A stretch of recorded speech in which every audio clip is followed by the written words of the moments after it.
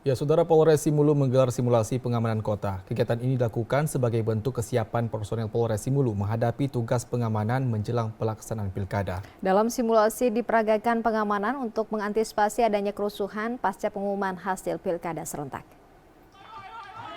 Ratusan personil kepolisian diturunkan untuk melakukan kegiatan simulasi pengamanan kota dalam rangka melihat kesiapan personil Polres Simelu menjelang pelaksanaan pendaftaran pilkada.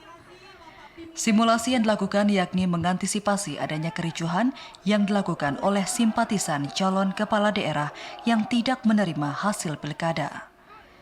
Simulasi pengamanan kota yang dilaksanakan juga untuk melihat kemampuan personil pengamanan yang siap menjalankan tugas untuk menjaga suasana di Simelu tetap kondusif selama pelaksanaan tahapan pilkada.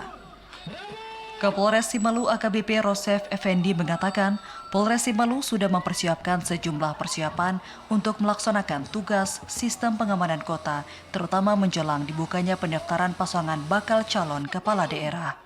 Terkait dengan kesiapan pilkada, khususnya untuk wilayah Kabupaten Simelu, kami dari Polres Simelu sudah mempersiapkan baik itu terkait dengan pengamanan dan sudah melakukan simulasi kegiatan sistem kota dalam rangka pentahapan pilkada khususnya untuk di wilayah Kabupaten Simelu.